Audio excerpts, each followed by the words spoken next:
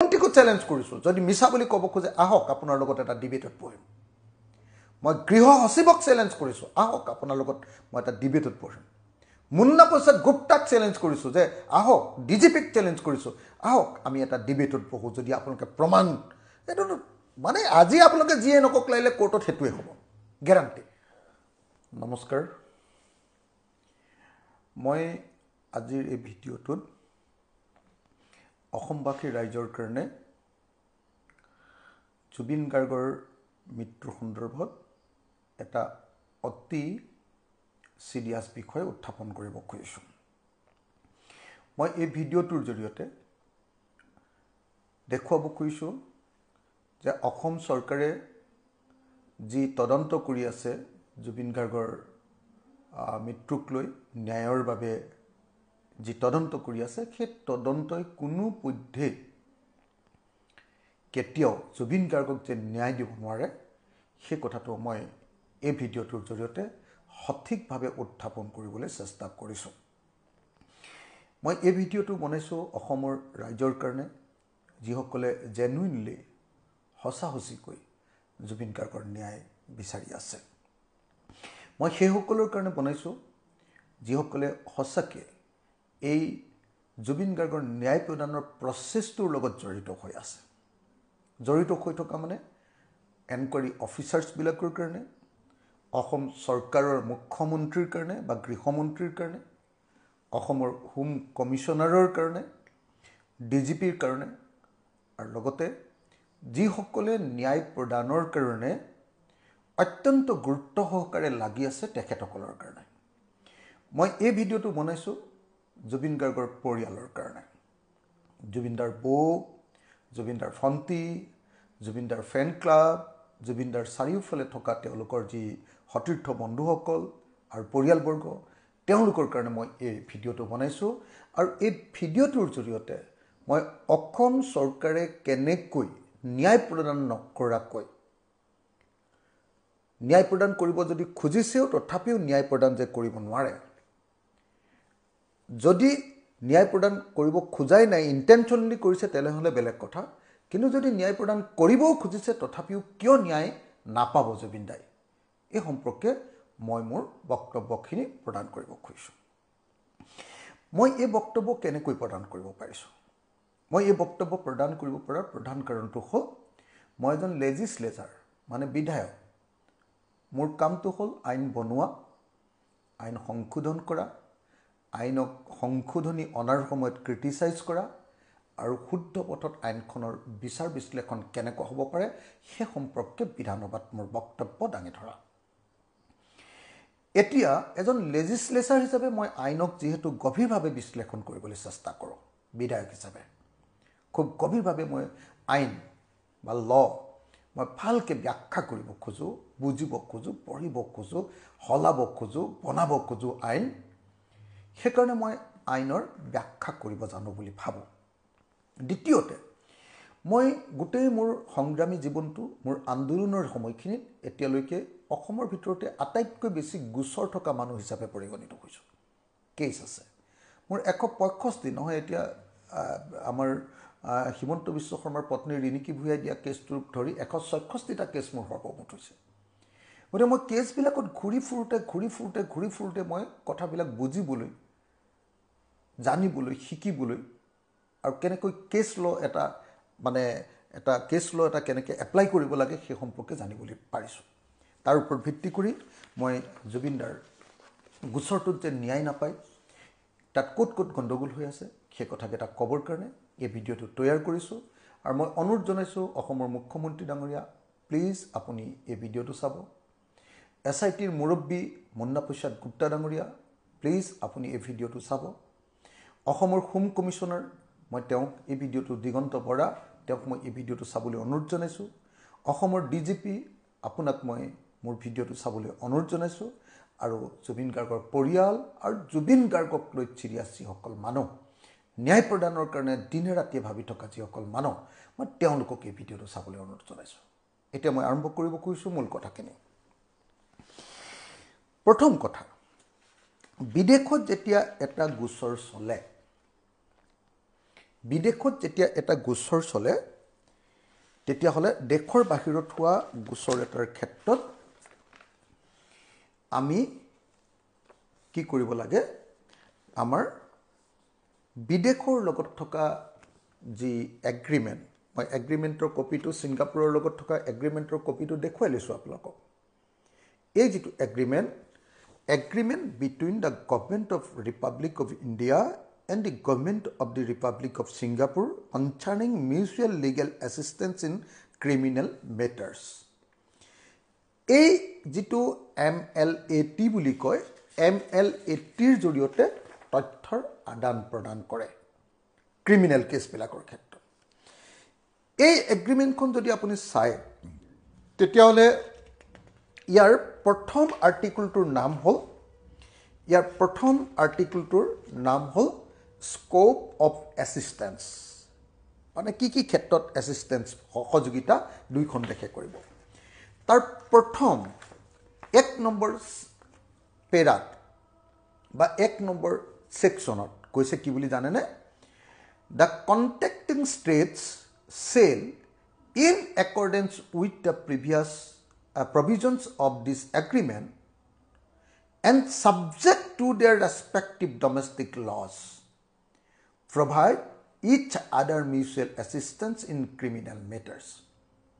Criminal বিষয়ত in accordance with the provisions of this agreement এই যিটো এগ্ৰিমেণ্ট আছে সেই এগ্ৰিমেণ্ট মতে কৰিব and subject to their respective domestic laws আৰু তেওঁলোকৰ নিজৰ দেশৰ যিখন ঘৰুৱা যি আইন সেই আইন অনুসৰি এই কি ক্ষেত্ৰত মানে এছিষ্টেন্স লাভ কৰিব সেই বিষয়ে ইয়াত উল্লেখ কৰিছে সেকশন 2ত কৈছে এছিষ্টেন্স শেল বি ইনক্লুড কি এছিষ্টেন্স ইখন দেখাই সিখন দেশক কৰিব গতিকে মই আকৌ এবাৰ দেখুৱাই লৈছোঁ ফাৰ্ষ্ট সেকশনটোতে কৈ দিছে যে দুইখন দেশৰ মাজত যি এছিষ্টেন্স হ'ব সেই এছিষ্টেন্সৰ কাৰণে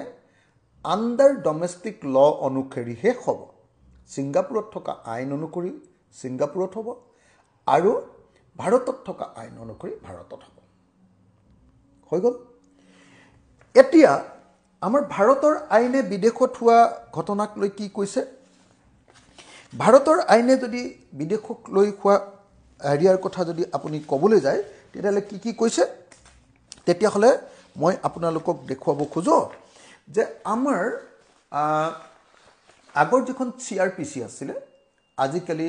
যিখনক BNSS 2023 বুলি কয় ভাৰতীয় নাগৰিক সুৰক্ষা সংহিতা বুলি কয় তাত মানে প্ৰচিডিউৰটো কেনেকৈ বিদেশৰ লগত কেনেকৈ ধৰণে বিদেশৰ পৰা তথ্য পাতি আনিব দুইখন দেশে আদান প্ৰদান কৰিব তাৰ প্ৰচিডিউৰটো লিখা আছে ক'ত লিখা আছে 112 নম্বৰ সেকশনত কিহৰ BNSS 2023 তাত মই আপোনালোকক গাই নিদিলেও আপোনালোকে এইটো পাৰিব যে যদি মই নহ'লে গায়ে দিওঁ তেতিয়াহ'লে আপোনালোকে কোনেও পিছত নহয় বুলি ক'বলৈ নোৱাৰিব তেতিয়া আৰু কথাটো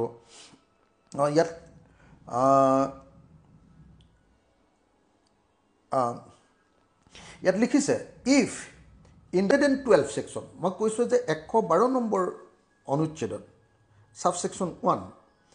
if in the course of an investigation into an offense an application is made by the investigating officer or any officer superior in rank to the investigating officer that evidence may be available in a country or place outside India, any criminal court may issue a letter of request to a court or an authority in that country or place competent to deal with such requests to examine orally any person supposed to be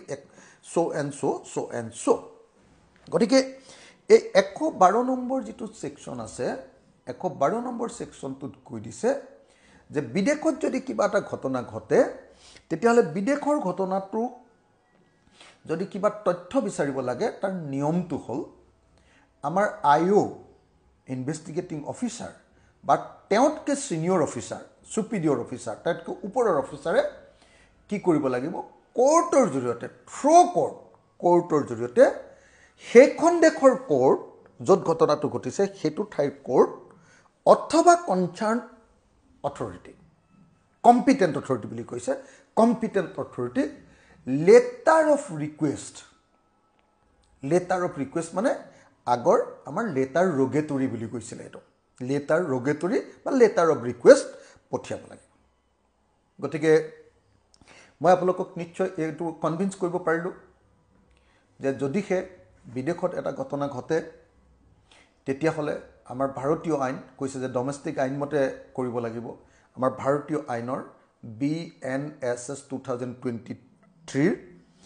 section 112 বা 112 ছাবছেকশ্যন 1ত স্পষ্টকৈ কৈছে যে letter কি কয় letter of request সেই দেশখনৰ কোৰ্টলৈ নহ'লে বা সেই দেশখনৰ কম্পিটেণ্ট অথৰিটিলৈ থ্ৰু কোৰ্ট আমাৰ যিখন কোৰ্টত কেছটো চলি আছে তাৰ পৰা পঠিয়াব লাগিব এতিয়া কথাটো হ'ল যে আমাৰ অসম চৰকাৰে যিবিলাক লেটাৰ পঠিয়াই আছে সেই লেটাৰবিলাক বা চিঠিবিলাক বা মানুহ গৈছে সেইবিলাক চেণ্ট্ৰেল গভৰ্ণমেণ্টৰ হোম ডিপাৰ্টমেণ্টৰ জৰিয়তে কৈছে কিন্তু চেণ্ট্ৰেল গভৰ্ণমেণ্টৰ হোম ডিপাৰ্টমেণ্টৰ জৰিয়তে যোৱা লেটাৰ বা চিঠি মই ভাবোঁ MLATৰ অধীনত তথ্য পোৱাৰ কাৰণে উপযুক্ত নহয় আৰু যদি তথ্য পায়ো তেতিয়াহ'লে সেইটো কোৰ্টত এডমিছেবল নহয় কোৰ্টত সেইটো গ্ৰহণযোগ্য নহয় এইটো আপোনালোকে ভাবিব পাৰে যে মই কেনেকৈ জানিলোঁ মই উকিল নেকি মই এই কথাটো জানিবৰ কাৰণে বুজিবৰ কাৰণে যেতিয়া পঢ়া শুনা কৰিছিলোঁ অসমৰ বহু সংখ্যক এডভোকেটৰ লগত কথা পাতিছিলোঁ মোৰ নিজৰ এডভোকেট তপন দেউৰী ডাঙৰীয়াৰ লগত কথা পাতিছিলোঁ মোৰ নিজৰ এডভোকেট শান্তনু বৰঠাকুৰৰ লগত কথা পাতিছিলোঁ আমাৰ অসমৰ এজন বিখ্যাত এডভোকেট KNC কমল নয়ন চৌধুৰীৰ লগত কথা পাতিছিলোঁ মই অসমৰ এজন বিখ্যাত এডভোকেট BD কোঁৱৰৰ লগত কথা পাতিছিলোঁ আৰু সুপ্ৰিম কোৰ্টত আপোনাৰ সুপ্ৰিম কোৰ্ট দিল্লীৰ সুপ্ৰিম কোৰ্টত আমাৰ এনকাউণ্টাৰ বিষয়টোক লৈ যিজন এডভোকেটে গোটেই কামটো কৰি আছে তেওঁৰ নাম আৰিফ চোৱাদ্দাৰৰ লগতো কথা পাতিছিলোঁ আৰু আটাইবিলাকৰ লগত কথা পাতি মই যিখিনি তথ্য পাইছিলোঁ তেওঁলোকক দেখুৱাইছিলোঁ আৰু দেখুওৱাৰ পাছত তেওঁলোক কনভিন্স হৈছে আটাইবিলাকে যে হয় লেটাৰ অফ ৰিকুৱেষ্ট বা লেটাৰ ৰগেটৰীৰ জৰিয়তে যদি বিদেশৰ পৰা তথ্য নাহে তেতিয়াহ'লে কোনো পধ্যে আমাৰ কোৰ্টত সেইটো বিচাৰযোগ্য বিষয় নহ'ব কিয় নহ'ব সেই কথাটো ক'বৰ কাৰণে মই আপোনালোকক এটা কেছ ল দেখুৱাম এটা কেছ ল মানে কি হয় আপোনালোকে সকলোৱে জনা দৰকাৰ যে আপুনি যেতিয়া কোৰ্টত এটা কথা ক'ব আপোনাৰ কথাটোৰ সপক্ষে সুপ্ৰিম কোৰ্টে দিয়া ভাৰ্ডিক্ট বা হাইকোৰ্টবিলাকে দিয়া ভাৰ্ডিক্ট আপুনি এক্সাম্পল হিচাপে আপুনি কোৰ্টত দাঙি ধৰিব পাৰে আগৰ ভাৰ্ডিক্টত যদি তেনেকুৱা ধৰণে অৰ্ডাৰ দি থৈ দিছে যে হয় এইটোৱে ক'ব লাগিব তেতিয়াহ'লে সেইটোক প্ৰিন্সিপল হিচাপে বা ইনষ্টেন্স হিচাপে তাক গ্ৰহণ কৰি সেইটোক ল ৰূপে মনা হয় এতিয়া মই আপোনালোকক দেখুৱাব খুজিছোঁ যে মই এটা কোৰ্ট লৈ আনিছোঁ আপোনাৰ এইখন চাই লওক আপোনালোকৰ চাওক এইখন মই আনিছোঁ এইখন আনোতে এই কপিটোত হ'ল 2002 CRI মানে ক্ৰিমিনেল ল CRI LZ পাঠ কৰি দিছোঁ এইটো অল ইণ্ডিয়া ৰিপৰ্টাৰ প্ৰাইভেট লিমিটেডৰ নাগপুৰৰ AIR বুলি কয় তাৰ পৰা লোৱা কপি আপোনালোকে চাই লওক আৰু তাত কেছ ল 202 CRI LZ 3026 বুলি ক'লে সবে গম পাব ক্ৰিমিনেল ল 3026 ব্ৰেকেটত 2002 ইয়াত মাদ্ৰাছ হাইকোৰ্টৰ এটা জাজমেণ্ট অনাৰেবল জাজেছ PD দিনাকৰণ জে তেখেতে দিয়া এটা জাজমেণ্টটো আছিলে যে জয়াললিতা এণ্ড এক্সেটাৰ ভাইচেছ ষ্টেট এণ্ড অৰ্ডাৰ্ছ এই জয়াললিতাৰ এটা কেছক লৈ জয়াললিতা মানে মুখ্যমন্ত্ৰী অন্ধ্ৰপ্ৰদেশৰ বা কি কয় তামিলনাডুৰ প্ৰাক্তন মুখ্যমন্ত্ৰী জয়াললিতাৰ এটা কেছ কিবা কৰাপশ্যনৰ কেছ এটাক লৈ হোৱা যিটো কেছ ল তাত মানে একদম অৰ্ডাৰটো দি থৈছে মই আপোনালোকক ছেকেণ্ড পেজত থকা আপোনাক বাক্যটো পাঠ কৰি দিলে আপোনালোকে বুজি পাই যাব criminal PC within bracket 2 of 1974 section 166A মানে হল আগৰ CRPC 166A মানে আমাৰ এতিয়া মই অলপ আগতে কোৱা নতুন আমাৰ যিখন আইন ভাৰতীয় আইন সেই ভাৰতীয় আইনৰ BNSS ৰ 112 সেকশন তা মানে হেতু আগৰ পুৰণি সেকশন 166A আৰু 112 সেকশনটো একেটাই তাত কি কৈছে letters rogatory মানে letter of request use of evidence collected in violation to letter rogatory sabode use of evidence collected in violation to letter rogatory and undertaking given by prosecution as well as central government would render the trial unfair and evidence inadmissible. Para 14.6, 14.7, 14.8, 14.10, 14.13, 14.14. তাৰমানে ইয়াত কি ক'লে ইয়াত একদম clearly কৈ দিছে যে letter of request নপঠিওৱাকে প্ৰজিকিউশ্যনে যদি ট্ৰায়েল কৰিব খোজে তাৰ পৰা অনা তথ্যৰে যদি ট্ৰায়েল কৰিব খোজে সেই ট্ৰায়েলটো আনফেয়াৰ আৰু এভিডেন্স ইনএডমিছিবল সেই যিটো এভিডেন্স আনিব তথ্য প্ৰমাণ আনিব সেই তথ্য প্ৰমাণবিলাক কোৰ্টত গৃহীত নহব এতিয়া মই 14. এই যিকিটা সেকশন 6 14.7 14.8 14.10 14.13 14.14 গাই দিব পাৰো গাই দিয়াৰ কোনো দৰকাৰ নাই যিকোনো এডভোকেট লয়াৰ বা যিকোনো জাজ যিবিলাকে বুজি পায় কেছ ল এটা কেনেকৈ পঢ়ে তেতিয়ালে এই বাক্যটো পঢ়ি দিয়াৰ পাছতে এটা স্পষ্ট হৈ গ'ল যে সেকশন 112 প্ৰযোজ্য নকৰাকে অৰ্থাৎ লেটাৰ অফ ৰিকুৱেষ্ট বা লেটাৰ্স ৰগেটৰি বিদেশলৈ নিদিয়াকৈ যদি সেন্ট্ৰেল গভৰ্নমেন্ট বা ষ্টেট গভৰ্নমেন্টে কিবা তথ্য আনে তেতিয়াহলে সেই তথ্য ট্ৰায়েলত সেই তেনেকুৱা ট্ৰায়েল আনফেয়াৰ সেইটো ভাল ট্ৰায়েল নহয় আৰু কি কৈছে আৰু কৈছে যে এভিডেন্স ইনএডমিছিবল তেনেকুৱাকে অনা এভিডেন্স একেবাৰে গ্ৰহণযোগ্য নহয় এতিয়া মোক ক'ব পাৰে যে আপোনালোকে মোক ক'ব পাৰে কোনোবাই এডভোকেটে মোক উল্টাই ধৰিব পাৰে যে সিংগাপুৰৰ লগত আমাৰ MLAT হৈছে 2005ত আৰু এই জাজমেন্টটো দিছে 2002 গতিকে MLATৰ পৰা MLATৰ কথাটো ইয়াত ডিফাইন কেনেকৈ কৰিব সিংগাপুৰৰ কিন্তু এটো সিংগাপুৰক লৈ হোৱা কেছ নহয় জয়াললিতাৰ এই কেছটো আছিল ব্ৰিটেইনক লগত লৈ UK তেতিয়া UKৰ সৈতে 1995 চনতে আমাৰ MLAT আছে 1995 চনত যেতিয়া UK অৰ্থাৎ ইংলেণ্ডৰ সৈতে ইউনাইটেড কিংডমছৰ সৈতে ভাৰত চৰকাৰৰ যেতিয়া MLAT আছে সেই সময়খিনিৰ ভিতৰত 2002 মাদ্ৰাজ হাইকোৰ্টে স্পষ্টভাৱে যে জয়াললিতা ভাৰ্চেছ ষ্টেট এই কেছটোত অতি স্পষ্টকৈ কৈছে যে লেটাৰ্স ৰগেটৰি বা লেটাৰ অফ ৰিকুৱেষ্ট নপঠিওৱাকে অনা কোনো এভিডেন্সে এডমিছিবল নহব আৰু তেনেকুৱা ট্ৰায়েলো আনফেয়াৰ হ'ব গতিকে মই মোৰ কথাটো উইথ প্ৰুফ কেছ লৰ সৈতে মই আপোনালোকৰ সন্মুখত প্ৰমাণ কৰি দিলোঁ মই ভাবো যে ইয়াৰ পাছত কোনেও মোক ক'ব নোৱাৰিব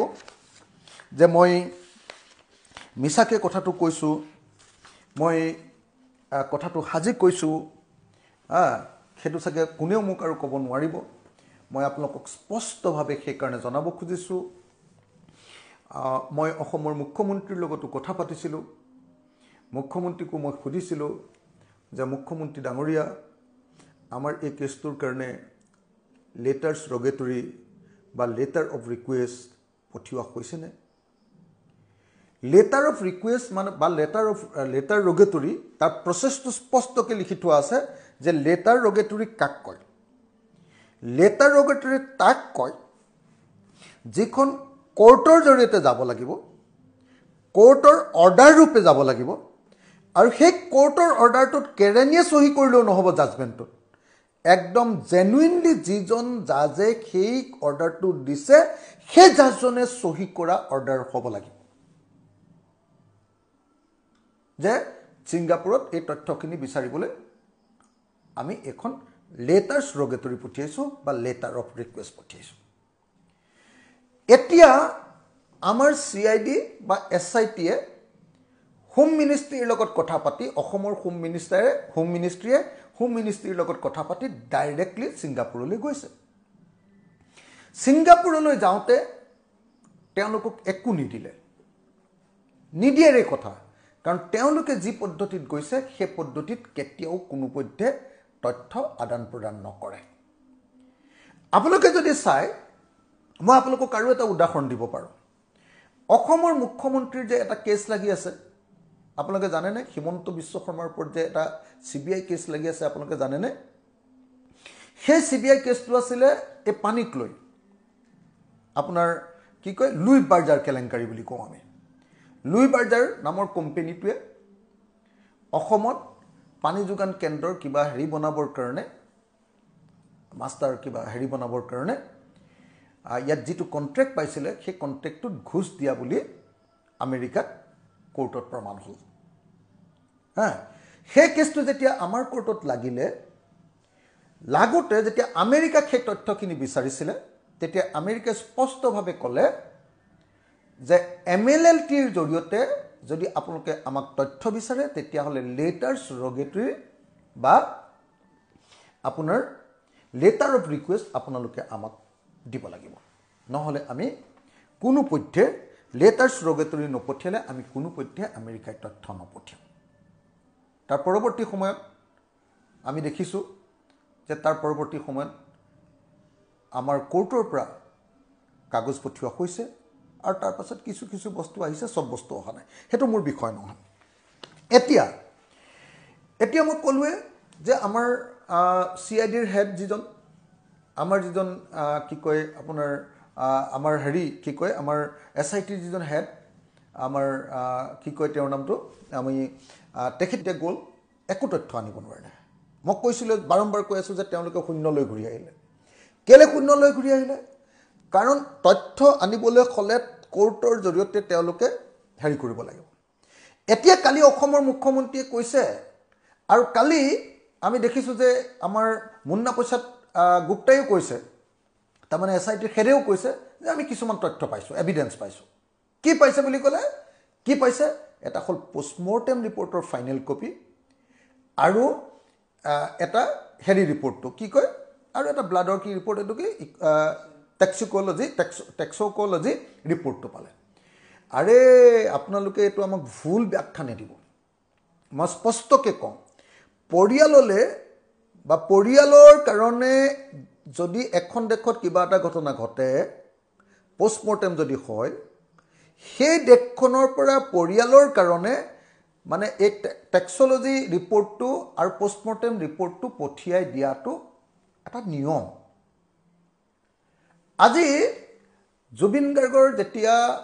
আমাৰ GMCHত যেতিয়া ছেকেণ্ডবাৰ আপোনালোকে পষ্টমৰ্টেম কৰিলে, তাৰ ৰিপৰ্টটো তেওঁলোকৰ পৰিয়াললৈ পঠিয়াই দিয়াটো নিয়ম। সেইটো কেতিয়াও এটা এভিডেঞ্চ হ'ব নোৱাৰে। সেইটো তেতিয়া এভিডেঞ্চ হ'ব যেতিয়া সেইটো কোৰ্টৰ জৰিয়তে আহিব। সেইটো তেতিয়া এভিডেঞ্চ হ'ব যেতিয়া সেই যিটো পষ্টমৰ্টেম ৰিপৰ্ট, সেই পষ্টমৰ্টেম ৰিপৰ্টটো থ্ৰু মানে প্ৰপাৰ চেনেল আহিবই লাগিব প্লাছ যিজন মানুহে পোষ্টমৰ্টেমটো কৰিছে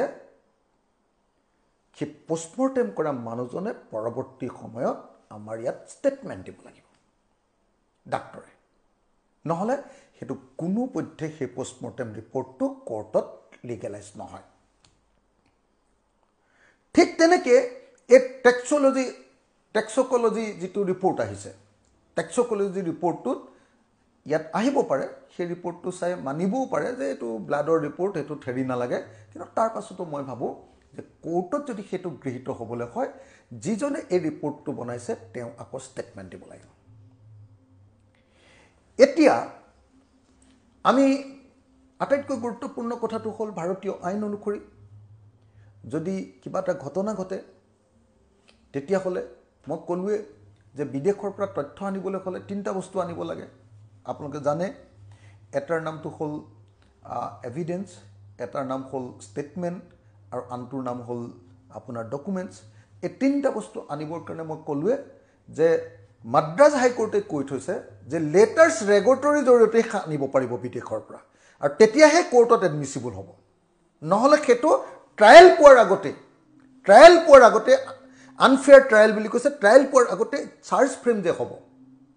চাৰ্জ ফ্ৰেম কৰোঁতে কোৰ্টে সেইটো ডিনাই কৰি দিব যে এইবিলাক ৰিপৰ্টৰ কোনো অৰ্থ নাই গতিকে লগে লগে কি হ'ব এই একিউজ পাৰ্চনছবিলাকে যিবিলাক অভিযুক্ত যিসকলে এতিয়া জেইল হাজোতত আছে জেইলত নহয় জুডিচিয়েল কাষ্টডিত আছে তেওঁলোকে লগে লগে বেইল পাই যাব আৰু কেছো মই ভাবোঁ যে চাৰ্জতে সেই কেছ শেষ হৈ যাব চাৰ্জ ফ্ৰেমেই নহয় যদি কিবা কাৰণত কিবা ইনফ্লুৱেঞ্চ কৰি চাৰ্জ ফ্ৰেম হয়ো আমাৰ ধৰক বিৰাট ডাঙৰ কেছ বুলি ভাবি কোৰ্টে ভয় চয় খায় কিবা কাৰণত ইনফ্লুৱেঞ্চ হৈ সেইটোৰ ভিতৰলৈ নোসোমাই কেছটো চাৰ্জ ফ্ৰেম কৰি দিওঁ যি হ'ব বুলি যদি কৰিও দিয়ে তেতিয়াহ'লেও মই আপোনালোকক এটা কথা কৈছোঁ যেতিয়া ট্ৰায়েল আৰম্ভ হ'ব ফাৰ্ষ্ট ট্ৰায়েলতে এইবিলাক চব ইনএডমিচিবল বুলি দলিয়াই পেলাব কোৰ্টে কথাটো বুজিলেনে গতিকে মই অসমৰ মুখ্যমন্ত্ৰী ডাঙৰীয়াক মুন্না প্ৰসাদ দাসগুপ্তা ডাঙৰীয়াক আমাৰ হোম কমিশ্যনাৰ ডাঙৰীয়াক দিগন্ত বৰা ডাঙৰীয়াক আৰু আমাৰ ডিজিপি ডাঙৰীয়া তেখেতসকলক সকলোকে অনুৰোধ কৰিব খুজিছোঁ আৰু এগৰাকী ছোৱালী আছে নহয় যিগৰাকী আয়ো হয় তেওঁকো মই অনুৰোধ কৰিব খুজিছোঁ কিবা দাস আয়োগৰাকীকো মই অনুৰোধ কৰিব খুজিছোঁ যে সঁচাকৈ যদি আপোনালোকে এই কেছটোত কিবা ফলাফল লাভ কৰিবলৈ হয় তেতিয়াহ'লে আপোনালোকে BNSS 2023 ছেকশ্যন 112ৰ জৰিয়তে লেটাৰ অফ ৰিকুৱেষ্ট বা লেটাৰ্ছ ৰেগুলেটৰী পঠিয়াইহে আপোনালোকে তথ্য আনিব লাগিব আৰু অকল সেইটোৱে নহয় আৰু বহুত কথা আছে যিবিলাক কথা মই এতিয়া বেছি দীঘলীয়া নকৰোঁ এইটো হেৰি হৈ যাব সেইকাৰণে মই বাৰম্বাৰ কেলে কৈ আছোঁ যে জুবিন গাৰ্গৰ এই ঘটনাই কিয় ন্যায় নাপায় বুলি কৈ আছোঁ এতিয়া আপোনালোকে বুজিলে নাই কোনোবাই যদি বুজি পোৱা নাই মোক প্ৰশ্ন কৰিব পাৰে মই উত্তৰ দিবলৈ প্ৰস্তুত আছোঁ মই অসমৰ মুখ্যমন্ত্ৰীৰ লগত এই সম্পৰ্কে বিতৰ্ক কৰিবলৈ প্ৰস্তুত আছোঁ মোৰ লগত পুৰা তথ্য প্ৰমাণ আছে মই আপোনাৰ সেইকাৰণে লগ পাব খুজিছিলোঁ আমাৰ যিটো SITৰ হেড মুন্না প্ৰসাদ গুপ্তাক মই লগ পাব খুজিছিলোঁ মই ক'বলৈ যাব খুজিছিলোঁ তেখেতক মই এপইণ্টমেণ্ট বিচাৰিছিলোঁ তেখেতে আগদিনা মোৰ ফোনটো ধৰিলে আৰু পিছদিনা ক'লে যে মই সুধি ল'ব লাগিব মই কাইলৈহে জনাব পাৰিম বুলি ক'লে মোক পিছদিনা ফোন কৰি তেওঁ যেতিয়া ক'লে তেতিয়া তেওঁ মোৰ লগত কথা পাতিব নোৱাৰিম বুলি ক'লে গতিকে তেওঁক মই জনাব পৰা নাই সেইকাৰণে উপায় নাপায় এই মই ভিডিঅ'টো কৰিছোঁ আৰু এই ভিডিঅ'টো আপোনালোকে সকলোৱে নিজৰ লগত ৰাখি দিয়ক মই আপোনালোকক গেৰাণ্টি দি কৈছোঁ মোৰ নাম অখিল গগৈ মই আপোনালোকক গেৰাণ্টি দি কৈছোঁ মই এজন লেজিছলেচাৰ আৰু মই গোটেই অসমৰ আটাইতকৈ বেছি কেছ থকা গোচৰ থকা মানুহ এজন গতিকে মই আপোনালোকক গেৰাণ্টি দি কৈছোঁ যে জুবিন গাৰ্গে ন্যায় নাপায় জুবিন গাৰ্গে ন্যায় পাবলৈ হ'লে BNSSৰ ছেকশ্যন 112ৰ অধীনত কোৰ্টৰ জৰিয়তে আকৌ এবাৰ কৈ দিছোঁ আদালতৰ জৰিয়তে আমাৰ যি আদালতত এই কেছটো চলি আছে তেওঁলোকৰ জৰিয়তে ছিংগাপুৰৰ কোৰ্টলৈ য'ত সেই এলেকাটো পৰিছে য'ত ঘটনাটো ঘটিছে সেই কোৰ্টলৈ অথবা কম্পিটেণ্ট অথৰিটিলৈ লেটাৰ অফ ৰিকুৱেষ্ট পঠিয়াব লাগিব আৰু তাকো সেই লেটাৰ অফ ৰিকুৱেষ্টত আমাৰ যিজন জাজে জাজমেণ্টটো দিব যে এইখন পঠিয়াব লাগে সেই জাজজনৰ অৰ্ডাৰত একদম ডাইৰেক্ট নিজৰ চহী থাকিব লাগিব এনে এছডি বুলি কয় যে কেৰাণীয়ে চহী কৰি দিয়ে এইখনত নহ'ব হা গতিকে মই জুবিন গাৰ্গৰ পৰিয়ালক বৌ আৰু ভণ্টিক ক'ব খুজিছোঁ জুবিন গাৰ্গৰ সতীৰ্থসকলক ক'ব খুজিছোঁ জুবিন গাৰ্গৰ ফেন ক্লাবটোক জনাব খুজিছোঁ আৰু লগতে অসমৰ সেইসকল সচেতন মানুহক জনাব খুজিছোঁ যিসকলে সঁচাকৈ জুবিন গাৰ্গক লৈ চিৰিয়াছ তেখেতসকলক জনাব খুজিছোঁ যে অসম চৰকাৰে যি কোৰ্টত কেছ লগাইছে এই কোৰ্টৰ কেছটোৰ পৰা জুবিন গাৰ্গে কেতিয়াও ন্যায় নাপায় জুবিন গাৰ্গে ন্যায় পাবলৈ হ'লে উইথ ডিউ প্ৰচেছ এই কেছটো আগবাঢ়িব লাগিব কিন্তু জানিয়ে হওক বা নেজানিয়ে হওক অসম চৰকাৰে CIDয়ে SITয়ে মুখ্যমন্ত্ৰী হিমন্ত বিশ্ব শৰ্মাই মই তেখেতক নিজে ফোন কৰি জনোৱাৰ পাছতো এতিয়ালৈকে এই প্ৰচেছটো আৰম্ভ কৰা নাই মই ভাবোঁ যে সেইকাৰণে যিকোনো সময়তে যেতিয়া চাৰ্জশ্বিট দি দিয়া হ'ব মই জানো যে চাৰ্জশ্বিটত কি থাকিব মই সব কথা গম পাইছোঁ খবৰ পাই আছোঁ মানে ইনফৰমেশ্যনছবিলাক গেডাৰ কৰি আছোঁ যে চাৰ্জশ্বিটত কি দিব চাৰ্জশ্বিটত হত্যাকাণ্ড বুলিও যদি দিয়ে তাৰ পাছতো একো নহ'ব মানুহে চাৰ্জশ্বিটখনক হত্যাকাণ্ড বুলি দিয়াৰ কাৰণে বহুত ফূৰ্তি পাব এইবাৰ হত্যাকাণ্ড বুলি দিলে কিন্তু হত্যাকাণ্ড বুলি দিয়াৰ পাছতো কোনো পধ্যে তাৰ পৰা কোনো ফলাফল নাপাব কাৰণ বিদেশৰ পৰা আনিবলগীয়া আকৌ এবাৰ কৈছোঁ এভিডেন্স আকৌ এবাৰ কৈছোঁ ষ্টেটমেণ্ট অভিযুক্তবিলাকৰ ষ্টেটমেণ্ট বিদেশৰ আৰু ডকুমেণ্টছ এইবিলাক আইনৰ নিয়ম অনুসৰি অনা হোৱা নাই অবৈধভাৱে অনাৰ কাৰণে সেইটো কোৰ্টত ইনএডমিছিবল বুলি কৈছে এইটো গ্ৰহণযোগ্য নহ'ব আৰু এনেকুৱা ট্ৰায়েল আনফেয়াৰ ট্ৰায়েল বুলি কোৰ্টে ৰিজেক্ট কৰি দিব ধন্যবাদ জয় অসম জয় জুবিনদা মই আকৌ এবাৰ কৈছোঁ জুবিনদাৰ ন্যায়ৰ কাৰণে মই যি যুঁজ আৰম্ভ কৰিছোঁ ৰাইজৰ দলে যি যুঁজ আৰম্ভ কৰিছে কৃষক মুক্তি সংগ্ৰাম সমিতি আৰু ছাত্ৰ মুক্তি সংগ্ৰাম সমিতিয়ে যি যুঁজ চলাই আছে এই যুঁজ আমি এৰি নিদিওঁ আৰু সেইকাৰণে বাৰম্বাৰ এনেকৈ জুবিন গাৰ্গক লৈ কথা কৈ আছোঁ মই মুখ্যমন্ত্ৰীকো চেলেঞ্জ কৰিছোঁ যদি মিছা বুলি ক'ব খোজে আহক আপোনাৰ লগত এটা ডিবেটত বহিম মই গৃহ সচিবক চেলেঞ্জ কৰিছোঁ আহক আপোনাৰ লগত মই এটা ডিবেটত বহিম মুন্না প্ৰসাদ গুপ্তাক চেলেঞ্জ কৰিছোঁ যে আহক ডিজিপিক চেলেঞ্জ কৰিছোঁ আহক আমি এটা ডিবেটত বহোঁ যদি আপোনালোকে প্ৰমাণ এইটো মানে আজি আপোনালোকে যিয়ে নকক লাগিলে কোৰ্টত সেইটোৱে হ'ব গেৰাণ্টি মই সব এডভোকেটৰ লগত কথা পাতি লৈছোঁ সব কেছ ল পঢ়ি লৈছোঁ গোটেই আইনকেইখন পঢ়ি লৈছোঁ গতিকে একদম কথাটো খাটাং আপোনালোকে এইবিলাক গণ্ডগোলীয়া কাম কৰি জুবিন গাৰ্গৰ হত্যাকাৰীয়ে হওক বা জুবিন গাৰ্গৰ মৃত্যুৰ কাৰণে জগৰীয়া মানুহবিলাকক বচাবৰ কাৰণে যি কাম কৰি আছে এই কামটো কেতিয়াও